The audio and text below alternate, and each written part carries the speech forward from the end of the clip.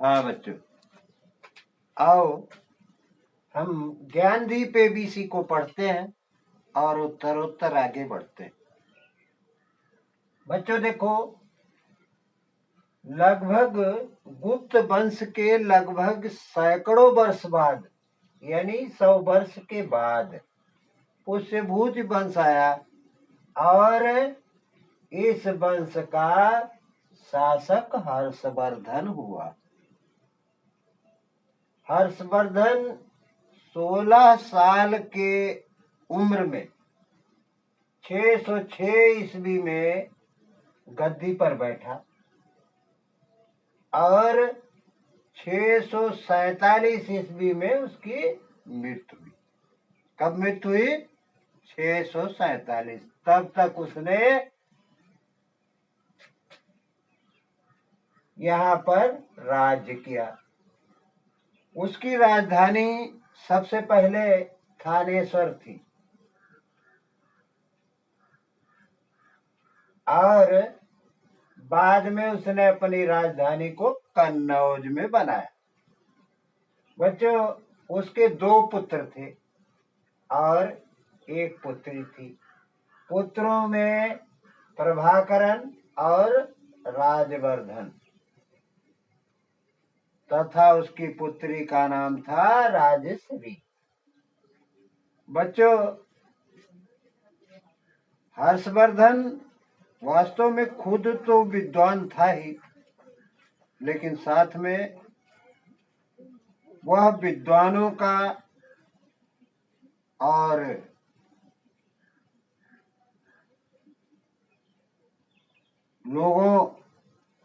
विद्वान लोगों का आदर भी करता था।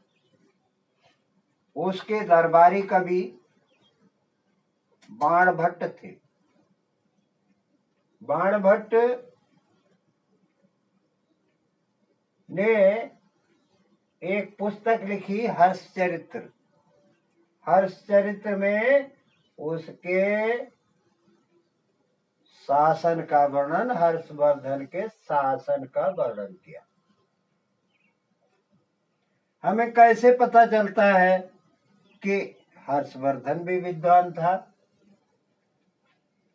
इसलिए पता चलता है कि वह भी नागानंद, रत्नावली और प्रियदर्शिका नामक 3 नाटकों की रचना संस्कृत में की थी।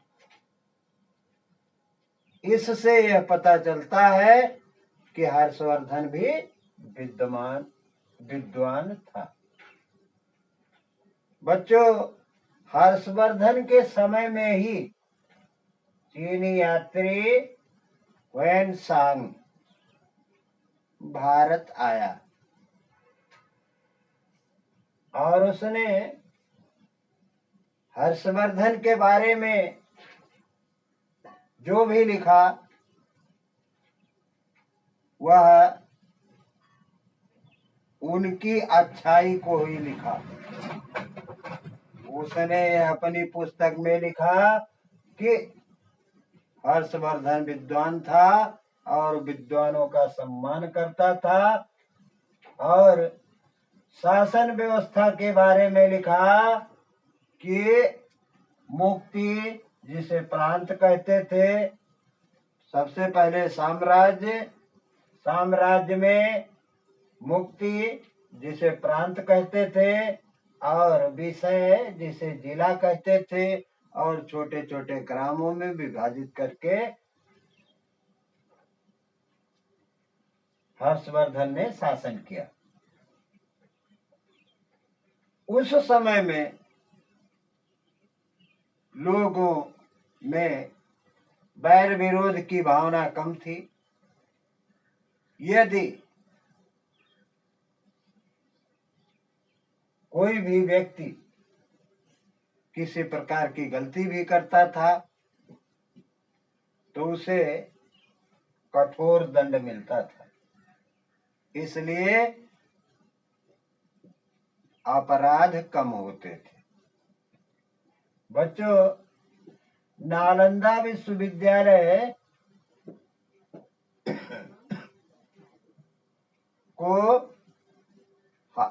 हर्षवर्धन ने ही बनवाया था। उसमें धर्म के अलावा व्याकरण, तर्क, चिकित्सा, विज्ञान, शिल्प और औद्योगिक पढ़ाई होती थी। बच्चों, हर्षवर्धन की मृत्यु 647 ईस्वी में हुई। उसके बाद प्रभाकरण, जो उसका बड़ा पुत्र था, वह राजा बना और उसके राजकाज से असंतुष्ट होकर वह कमजोर था। उसे लोगों ने पश्चिम के रास्ते से भगा दिया और लगभग इसी समय पूरा राज्य छोटे छोटे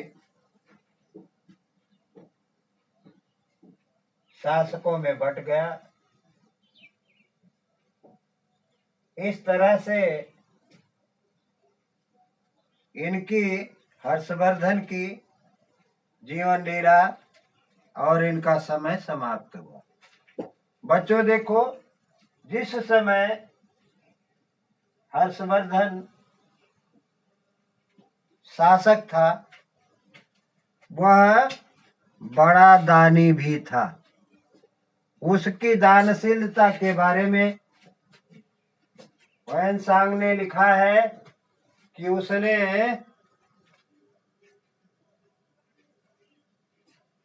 विद्वानों की सभा बुलाई और उसमें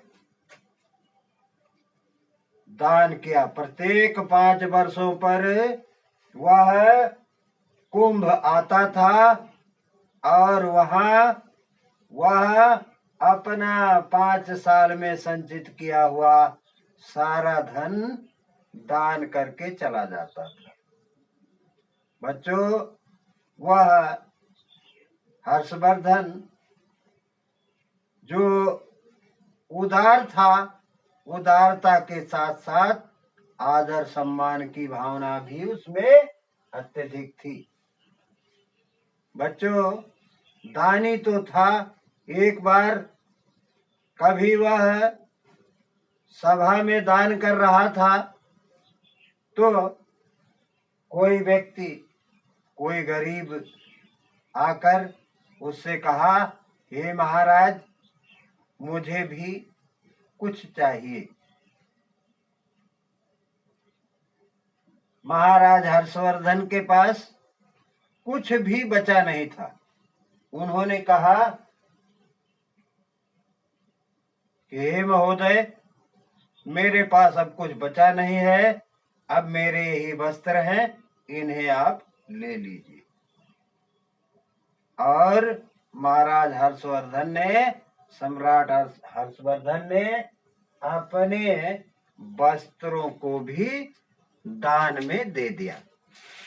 इसलिए बच्चों, हम हर्षवर्धन को एक दयालु, सहिष्णु शासक के रूप में याद करते हैं। बच्चों, बस आज इतना ही। जहां से भी आप लोग देख रहे हैं, इस ज्ञानदीप को लाइक, सब्सक्राइब और शेयर कीजिए और ज्ञानदीप एबीसी को खूब पढ़िए। कमेंट में जहां नहीं समझ में आता 2 शब्द जरूर लिख दीजिए। धन्यवाद।